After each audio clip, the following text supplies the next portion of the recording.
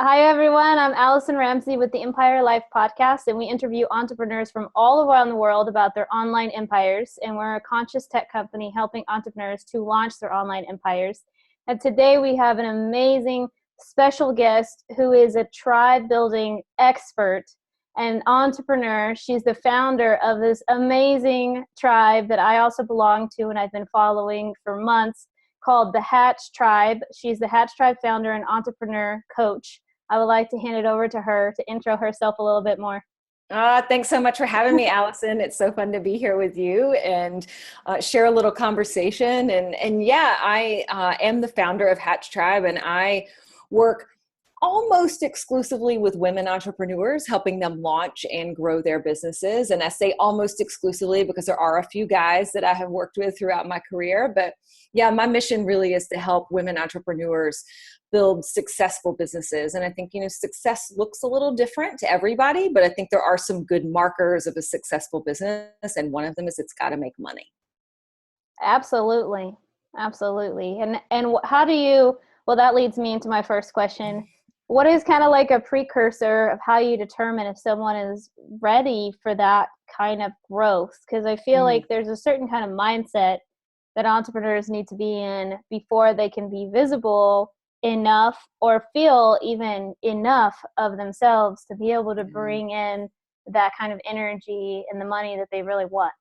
Yeah. I mean, what I will say is I think for every business owner, it's truly an evolution. Where you start the first day you launch your business is not where you're going to be 2 years in. And, the very first year of your business, you're really experiencing just growing pains everywhere. You don't really know what you're doing. You're testing a lot of assumptions. You're trying to see what sticks, and you're growing a lot. And if you're really good, you're listening, you're taking in all the information, and you're starting to marry together data with assumption. And then we can really start to change the things that need to change. And so by the time we get to our second year in business, we're operating a little differently because we now have data. It's not just those assumptions we made before we started a business, like, is this going to work or is it not? But I will say, to answer your question, when we get beyond that and we really start to look at what we've been doing, it takes grit, and it takes determination, and it takes discipline, and it takes showing up consistently. And so I think where we start to see it separate, and people who are going to succeed being business owners are the people who are willing to get down and dirty and do the work, and they're disciplined and they're consistent. The ones who want to just jump in and out, who want to feel good all the time, they're probably not going to make it, And so I think entrepreneurship is just not for the faint of heart. I mean, that's just the reality. It's hard work, and you have to know it coming into it. And if you get into it and you're like, this is not for me, it's all good. Exit out of it. That's okay. That's an okay decision if you find that this is not the best fit for you. Wow, Hilary. Yeah, I completely agree. I feel like as you were talking, something that came up for me too, I've always been an athlete, and I feel that, and I was a college athlete, and that a lot of athletes I see, as you were talking about, they have an easy time transitioning also into entrepreneurship. Because they're like, I'm okay with pain. I'm okay with getting back up again, dusting myself off a little bit. Everything's going to be all right.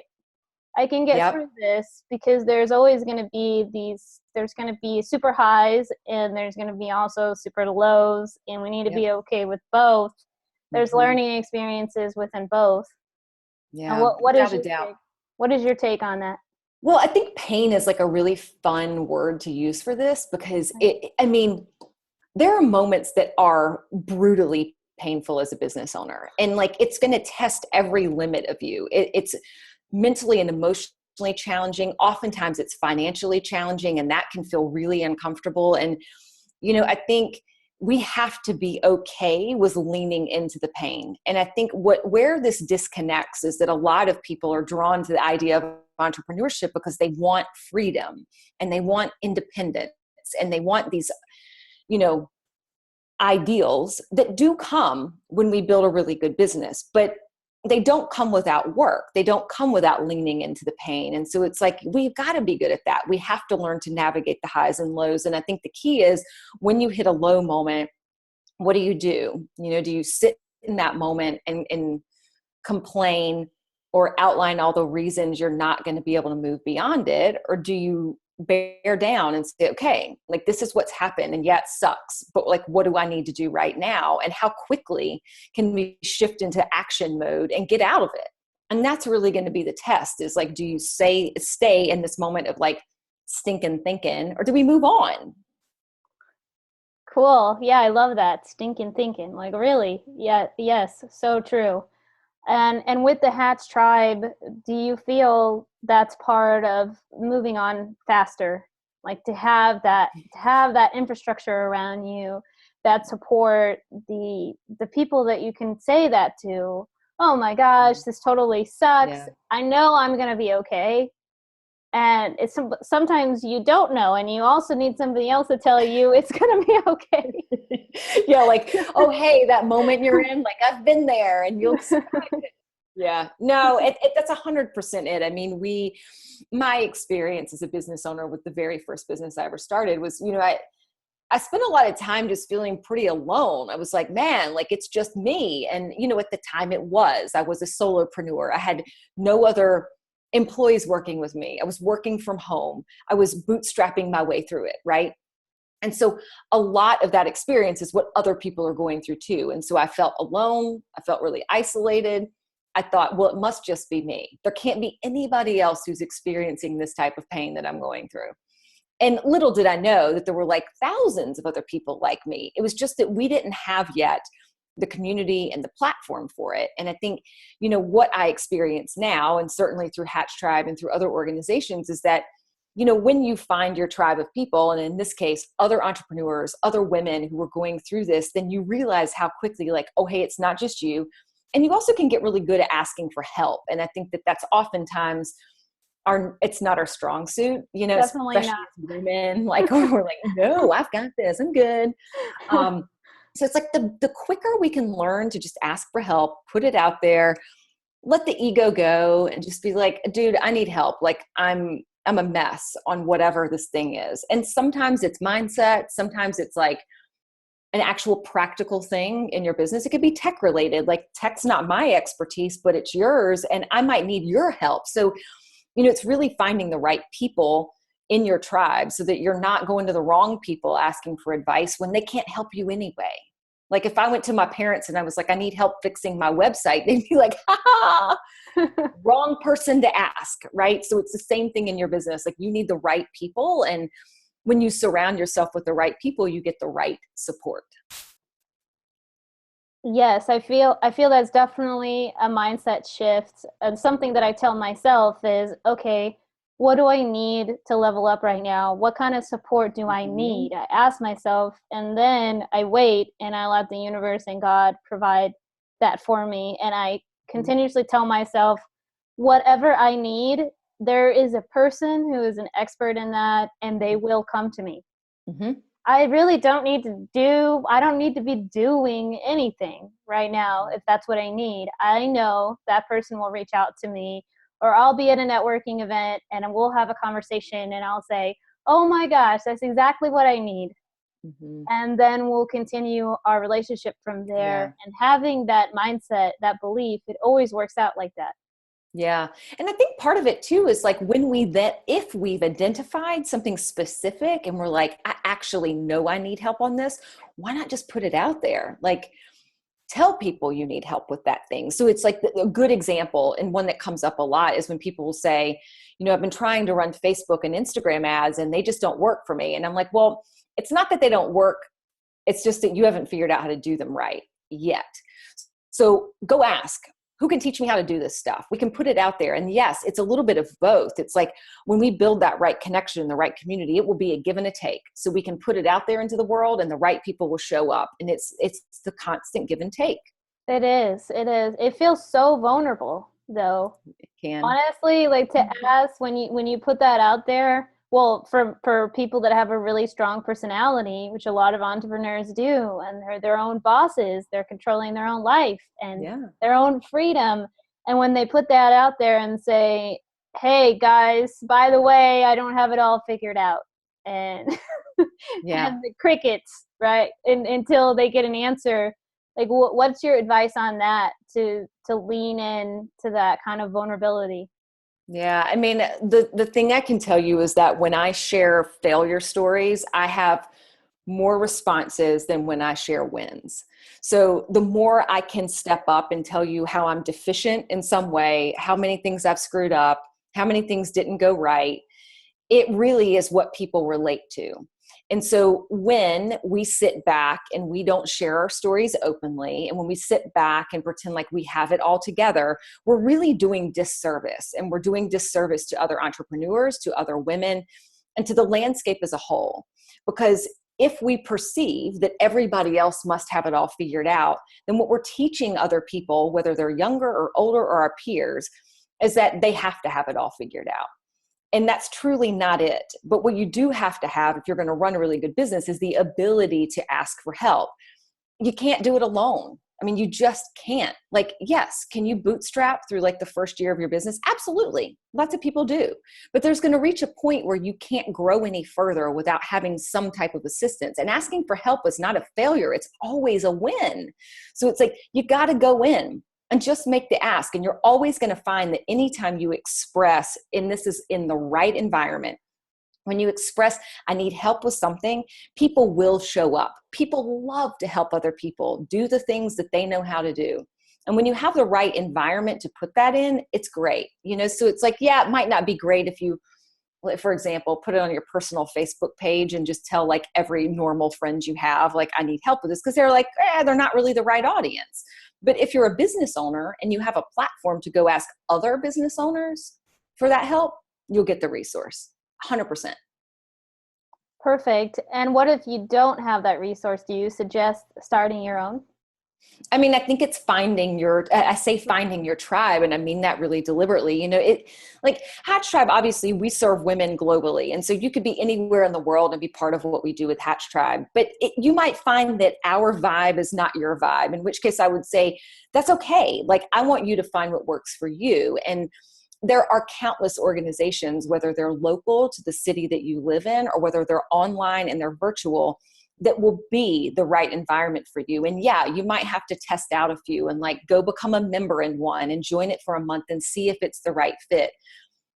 Or go to some events and test them out and see if they're the right fit for you. But I think the key is this: you can't sit back like a wallflower, so don't waste your money. Like, don't go join a community organization or go to an event and just sit back. Like, if you're going to go there and you've spent your money there, like, go lean in, ask questions, make connections, ask people for connections to their friends, get introductions, like, lean in, because otherwise you're not really going to know, so it's like, you got to make the ask. And that's part of our job as business owners. You will always be making an ask if you're in the position to sell, and you are always in the position to sell. Always. Completely. Mm-hmm. I completely agree. And I feel also when you lean in to ask, you're testing the waters in a way. What kind of response am I going to get? No And then doubt. by the response you get, that is an indicator of, is this really my tribe? When Mm-hmm. you're a wallflower and you're sitting there and you've also, like you said, paid money and you never ask anything, you're of course you're protecting yourself and you're keeping your fears and your insecurities and you're staying safe, but you'll never know if that's really the people, like your people, Yeah. until you got to put yourself out there. Yeah. I mean, and isn't it such an apt analogy though, when you think about like everything in business, it's like the sales cycle is certainly one of them, like it requires us to put ourselves out there, it requires us to say, this is what I do. And do you want to work with me? And like, we're going to get a lot of no's, like that's just the reality.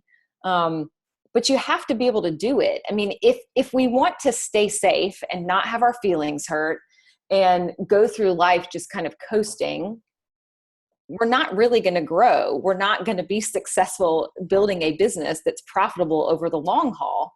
Like, sure, you might have some short, easy wins, but you're not building something that's really sustainable. And so it's like, I think you really have to ask yourself, like, what am I building? What am I doing?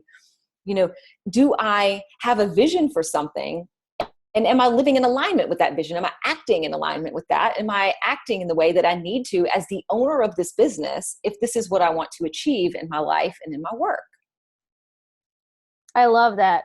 That is so true. I feel like that's a question that every business owner can ask themselves with every decision.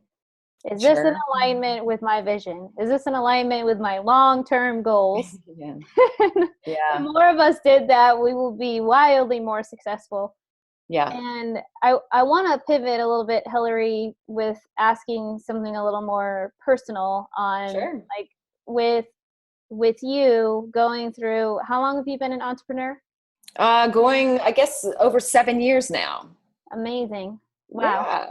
Yeah, congratulations. Thanks. And during this journey of being an entrepreneur and your own boss, what would you say were your top 3 areas of growth?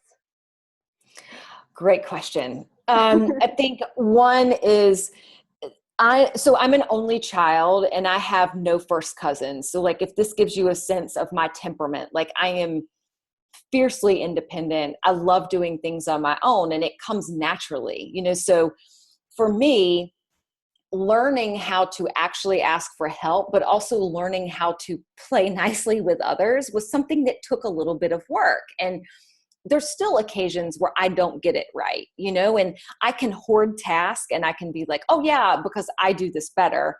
But the truth is it slows me down. Like when I'm trying to hoard things, I'm really not helping our team grow. I'm not helping our business grow. Like I have to learn to let go of it. So that's probably been like the prevailing one that's been like through most of my career, even before like running my own business, is like learning that I'm not the only one who knows how to do this stuff. Like there are plenty of other people who know how to do it and I've got to let them in. So that's one. I think, another is really understanding financials. And I think it's complicated, right? Like when you build a business and you build that first pro forma or you build your first budget and you have an idea of what you think you're going to do, it very rarely matches up with what actually happens. And I think the quicker you can reconcile that, the better. And so in my case, like, of course, I built this plan and thought that my very first business, which was in festival and event production, I thought that it was going to deliver, $100,000 a year the very first year out of the gate. And of course it didn't. I mean, we lost $30,000 the first year. And it wasn't until the second year where we were starting to see like, oh, some of these things are working, we're learning, et cetera, et cetera. My point being, I think you have to understand your financials very early on and you can't avoid it. Like you can't go through your business just thinking that like, it's okay, I don't need to look at my bank account. Like you got to, and you need to look at it every single month. So I would say that's a lesson I learned sort of the hard way, is like really knowing I needed to understand it, to be in it, understand how I make money, understand what I might be spending too much money on, and how I will become profitable, the road to get there. And let's see, number 3. I mean, there's so many things. There's so many things. I will say, and this comes back to sort of the mindset side of the coin, but when bad things happen in your business, it sucks, right? And so when moments in my journey have been really bad, and like a good example I could give you is that when there was an event that we produced that was called Spring Jam Music Fest. In the very first year we produced that event, it was a 2-day festival. And it rained both days. And so we had spent 6 months planning this event, and we got to the day of the event and we're like, oh my God, like we're not even sure this event's going to happen. And that year we had Ed Sheeran was on our schedule to perform, and his management team showed up and they're like, I don't think we can put Ed Sheeran on this stage safely. Like they were worried about him getting electrocuted on the stage. So we're like trying to figure out what to do, And so like we move into action mode. Like I was talking about earlier, like we didn't sit in it too long. We immediately went to like, what do we need to do right now? But I will tell you, the aftermath of that, we lost a ton of money. I mean, it was $30,000 in one day that we lost. And I sat there and I was like, holy crap, like I just want to bail out. And I really was having that kind of scorched earth moment where I'm like, I don't know that I'm made for this. I don't know that I can do this. I don't know that I can stomach this. And that was hard. Like it was really, really hard. And I have to remind myself, just like we were talking about, that there will be moments like that where you're going to lose $30,000 in a day. conversely, there will be other days where like you have to fire an employee and that really sucks. And I have had to remember that like these things will pass, and not to get too caught up in like that moment, and to really just remember, like, why am I doing this? Why am I here? Why did I want to be an entrepreneur to begin with? And like, is it still in me to keep going on this path? And the answer has always been yes. I mean, otherwise I wouldn't be here. But I have let those moments sometimes derail me, and for oftentimes more time than I think that they necessarily should have.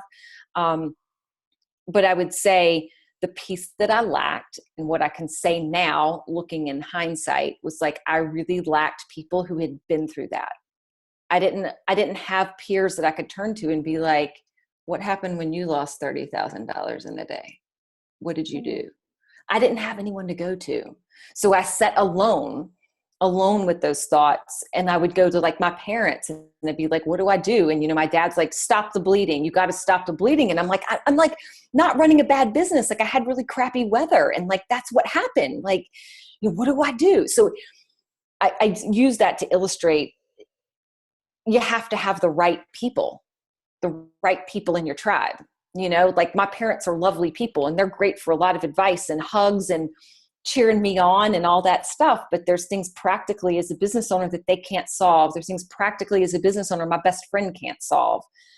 So you need the right people. And I just didn't have that. And so I learned that the hard way, but it's what led me to Hatch Tribe. Like that's why I built this business, is because I know what it's meant to me now. Like now that I have that community, it's totally different. It's a game changer. I completely agree. It's a total game changer. And I look at it, I'm in several masterminds, and I want to start a mastermind for Empire Life too, because I don't want people to suffer the way I would even like to use the word suffer, because it feels like suffering when you're in that moment. It's hard to find the joy. I feel like if we can find the joy in that, even in those moments, like, oh, wow, this is, what can I find? Or for me, I ask myself, like, what can I learn from this? But I can't, I a lot of times can't do that until I'm out of the experience even a little bit. It's so difficult. Like when you've lost 30,000, or you have a nightmare client, or you have a client that doesn't want to pay, or you have to fire an employee, or you have to have those super hard, vulnerable conversations with other people in your life that are not quite respecting your boundaries. It's in those moments that can we have grit? Can we continue? Can we get up? Can we continue going? And like you said, we have to have people around us that have been through it before. And someone referred to it recently to me like a Google for whatever you're going through.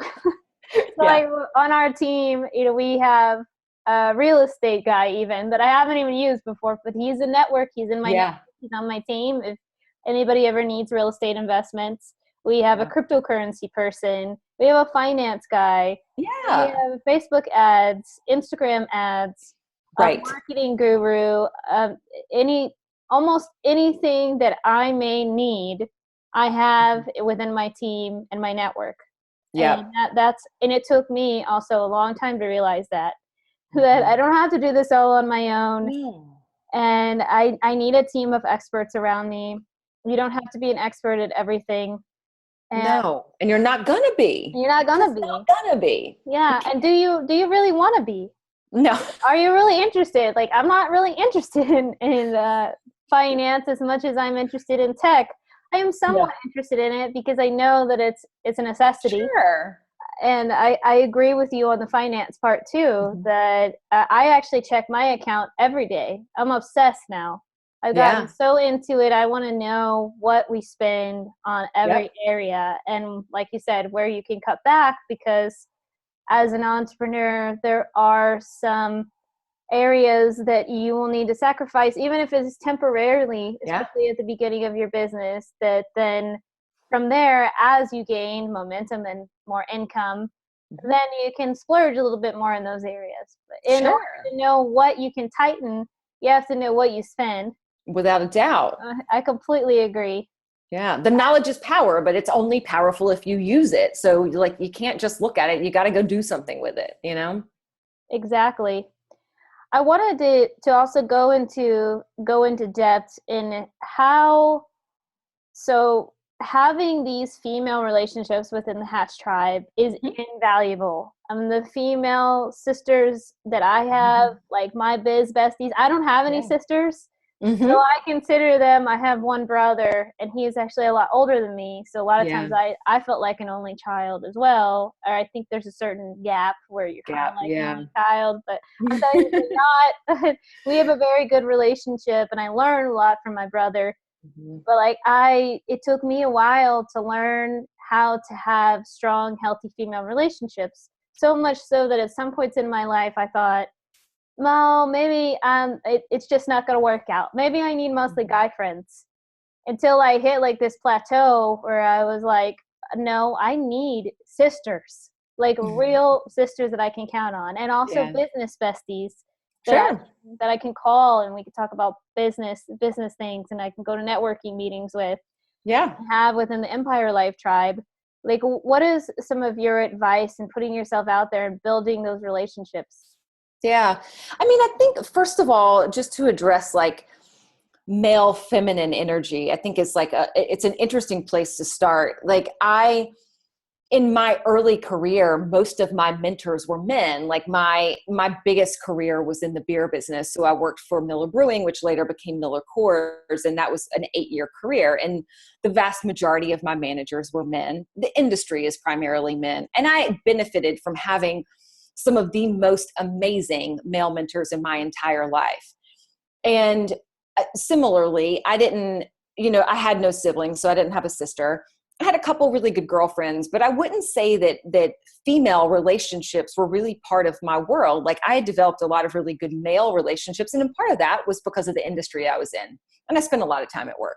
So all that to say that when I got to owning a business, what I very quickly realized, and what I think many of you probably are experiencing, is that there is sort of a different mindset. And I'm going to use this gross generalization, so just go with it. But it's like often the male perspective is very numbers driven, financial driven, and that is the only indicator of success. It's like, how many people did you call? How many people did you sell? How much money is in your bank account? What I know though from working with women entrepreneurs is that their goals and when they start a business are often very different. So they are driven to it because they're looking for a bit of different freedom and independence. And oftentimes that's for running a family, having children, wanting some space around that. And they do want to build a successful business. They want to make money, to be very clear, but they treat it very differently. So they might not be looking to grow a multi-million dollar enterprise and have an exit in 3 years, right? So they may be saying, I just want to build a business that can earn me $150,000 a year, $100,000 a year, $70,000 a year. I don't know what the number is, but it's different for everyone. But it's a little different. And so what I have found is that both perspectives are fantastic, but it's kind of knowing where you are. And I think what we have sought to really fill is just an understanding that like your goals can be different, your metric of success can be different. And I think universally as women, we're a little more open to understanding there's a whole mindset thing going on that's not just sort of like the brass tacks of running a business. And you have to be able to do both. Like you've got to be strong mentally and have good fortitude here and be able to go out and do the work that's hard and tough. And we believe there's a way to teach you to do that. And that's what we do. But on the other hand, you do have to understand your financials. You've got to know how to build a great marketing plan. You've got to do the sales, right? So to me, it's really blending together both of these energies so that we really can build a business that's robust, but it's also robust personally because you don't choose to go run a business just because. Like often you're choosing it because you have goals for what this vision of your life is, and I think especially for women, so we often come to it a little differently than our male counterparts. And so to me, it's been important to sort of build that space so that we can show up and support sort of all facets of being a business owner. I completely agree. Yeah, when I started Empire Life, I sought out mentors, and I honestly wasn't able to find any senior software developer mentors that were not men. So Yeah. I made it, I accepted two male mentors, and that it served me well for Yeah. the first year of the company. And I made a promise to myself that I will be a mentor for women Hmm. in the future, because there's so few of us that are software developers and tech founders. Right. And so I wasn't upset about that. I was like, I'm going to make the best out of this. Yeah. I'm going to give back as much as I can, as much as my mentors have given me. And Yeah. we have a few female business coaches on our team, Hmm. and that's what I've seen too. That the people that are really good in business are oftentimes, you see, that are making more money are men. and Hmm. but I feel I completely agree with you, and I feel like it's not only about the income that you see coming back in. It's also like, what are your goals? What Right. kind of income feels good for you?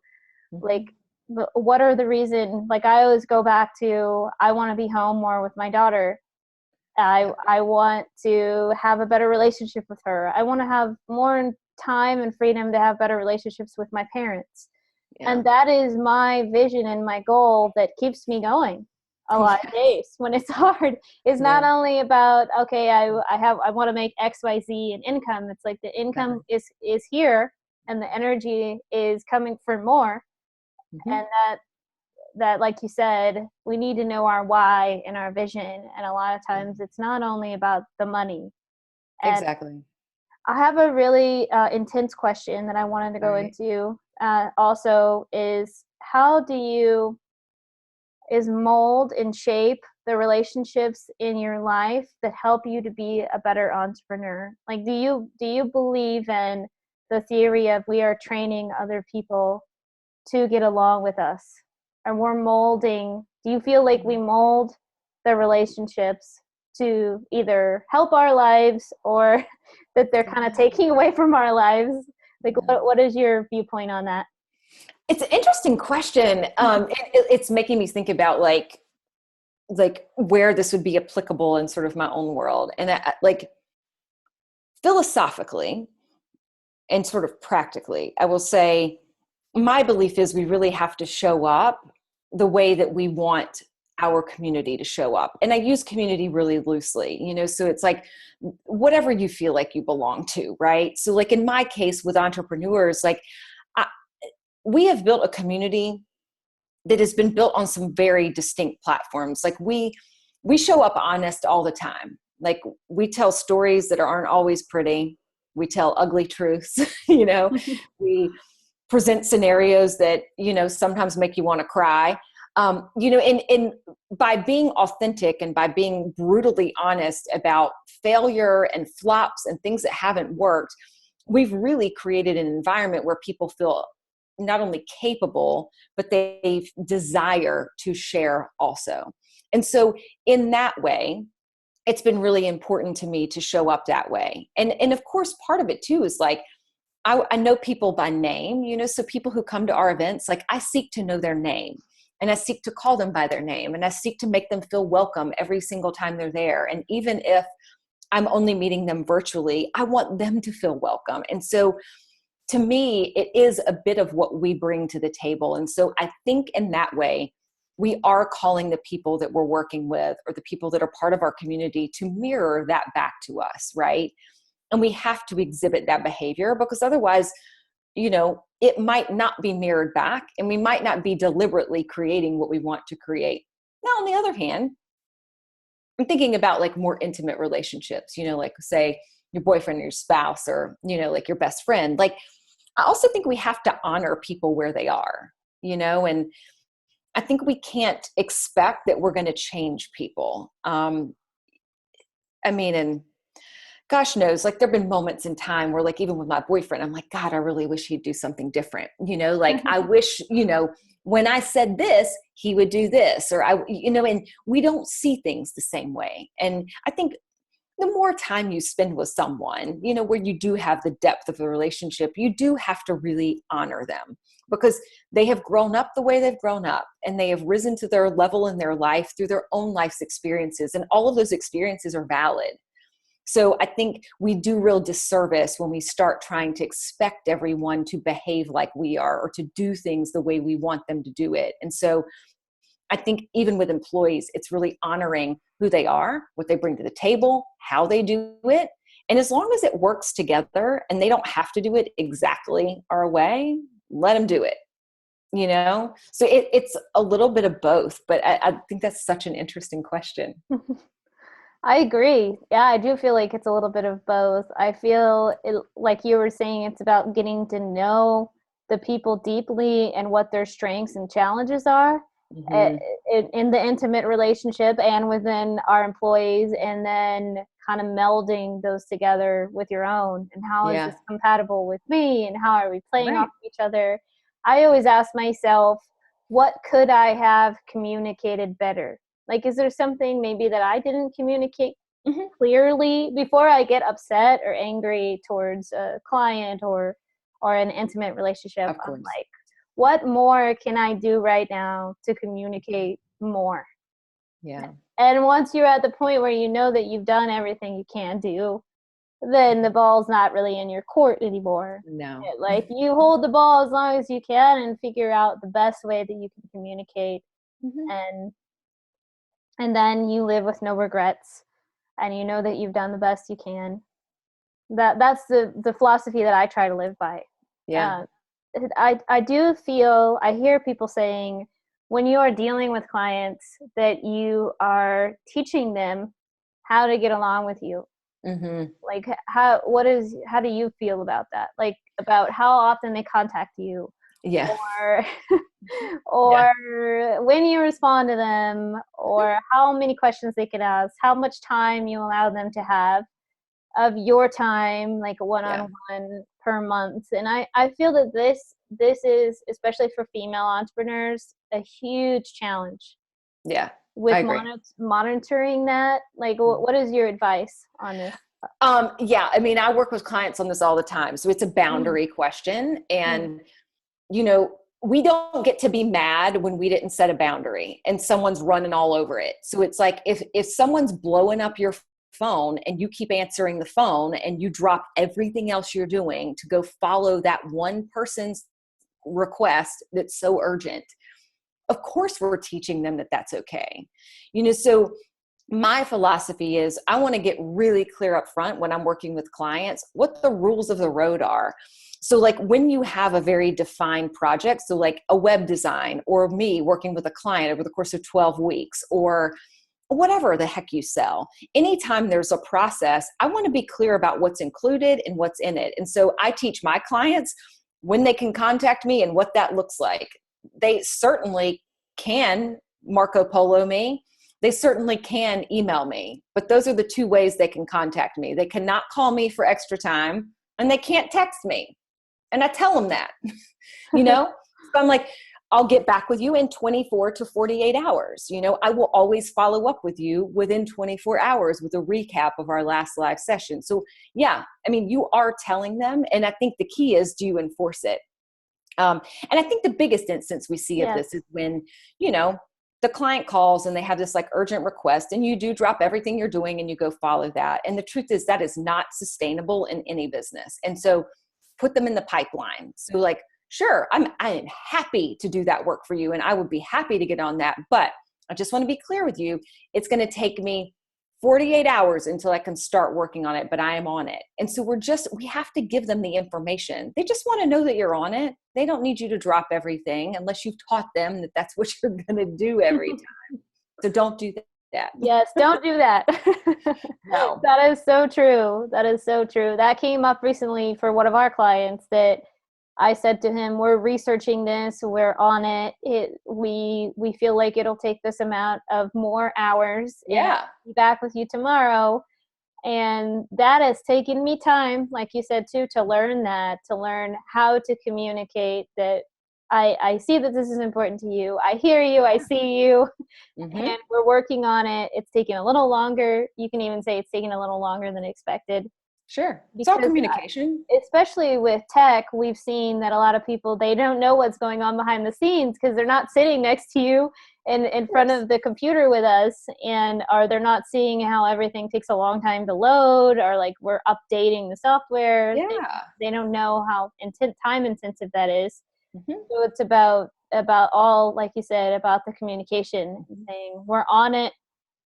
We've got this covered for you. We're so excited. This will be completely done, within 24 to 48 hours. And we actually put it in our contract of our times that we will answer, and like off times.